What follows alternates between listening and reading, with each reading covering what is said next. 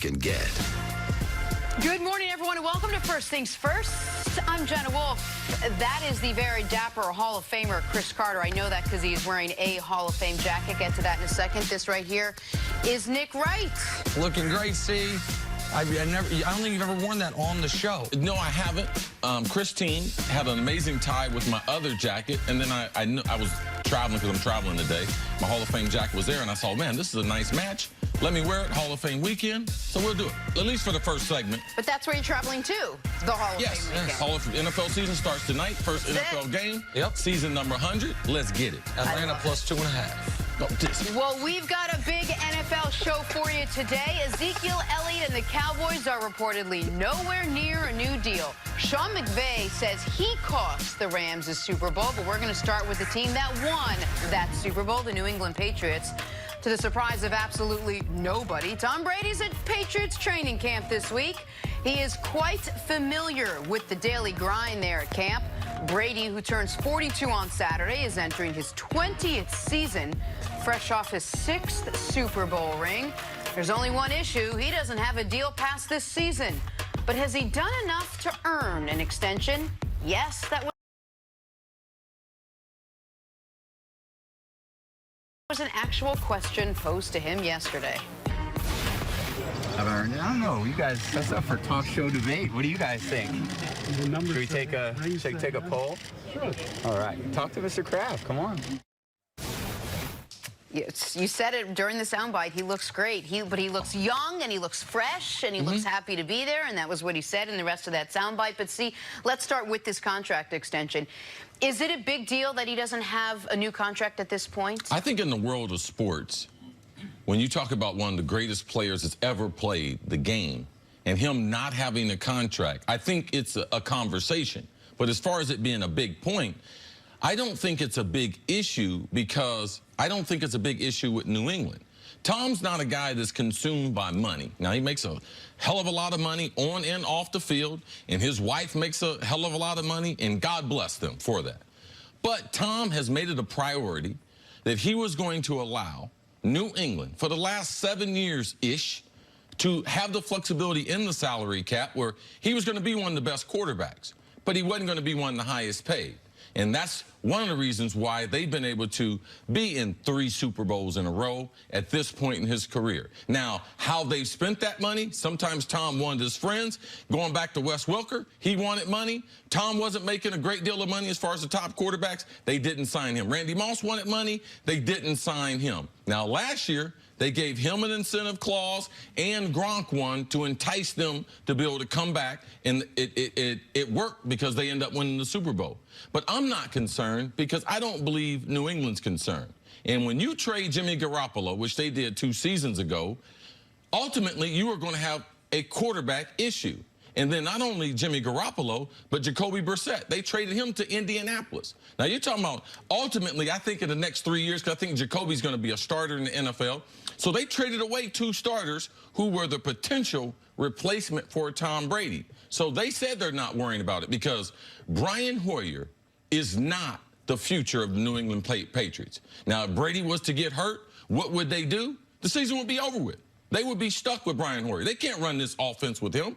You can't throw the ball, and right now, they are not a throwing team. They are a dominant running team. If you look at from week number 17 last year, what they did in the playoffs, how they won their 6th Super Bowl, it's running, and that's what they're going to do, offensive line. They're going to play to their secondary, play to their defense. They believe their defense will be a top 5 defense. So Tom Brady, being the highest paid or one of the highest paid right now, is not a concern to New England. Now, I wouldn't be surprised before the season if Tom Brady signed a 1-year extension. Like, I wouldn't be surprised at all, because to me that seems like Kraft and Belichick, the way they would like to continue doing business with Tom Brady. And just another side note, if you look at all the seasoned quarterbacks we have in this league, and you go to Phillip Rivers, Ben Roethlisberger, Eli Manning, Drew Brees, out of all those players, only Ben Roethlisberger is not in the last year of his contract. Right. So our oldest players, if you look around the league, Phillip Rivers, he did an interview 2 days ago and said, I'm not worried about it.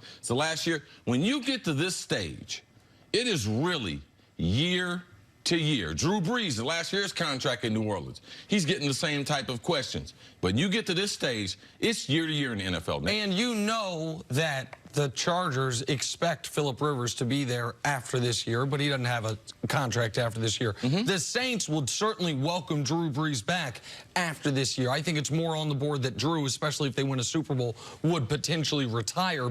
And they have the best backup because they got Teddy Bridgewater. Right, who, by the way, also is not under contract after this year. The Saints got no quarterbacks under contract after this year. Eli's in a bit of a different spot because we don't know if this will end up being the last year of his deal. Ben forced the issue.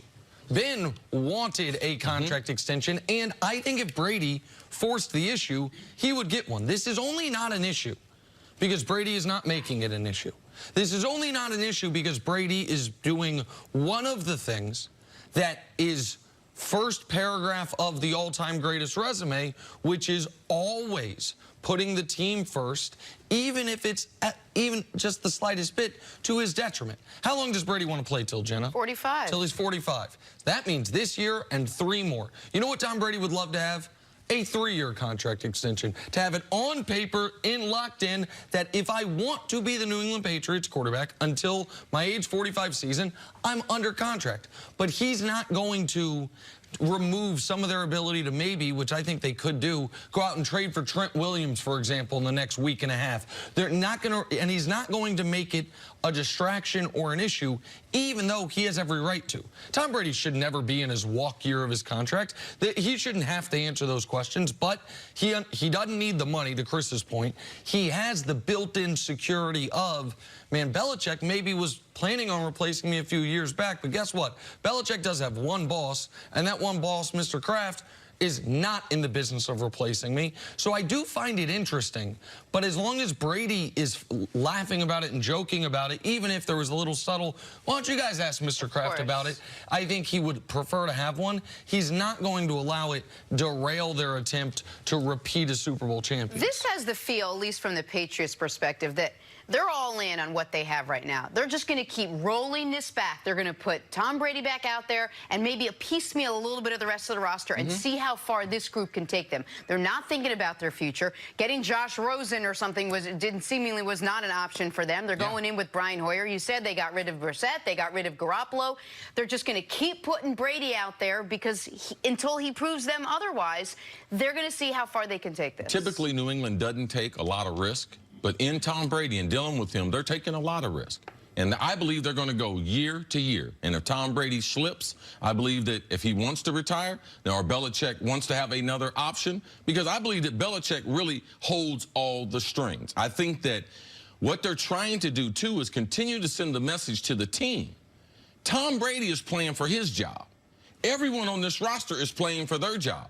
It's the corporate thing. Do your job. Tom Brady should be concerned about playing football this season, not concerned about long-term. And I believe New England, they might do something before the season starts to alleviate that. But from a corporate message standpoint, it's easy to get the message point when Tom Brady is the ultimate. He's the best player we've ever seen play, the GOAT, and he's compromising every single year. And the one other element is when you think about the backup quarterback for Tom Brady, Brady, along with that class of 04, has had unprecedented health throughout their careers. Yeah. Brady had the one season where he got Bernard Pollard blew up his knee. Other than that, he plays all 16 except the year he was suspended. Eli never gets hurt. Phillip Rivers tore his ACL in a playoff game and didn't miss a game the following year. Drew Brees had the injury in San Diego before he went to New Orleans. He's been available. Big Ben gets dinged a little bit, but he's durable. So they have been unbelievable as far as the backup quarterback for these older quarterbacks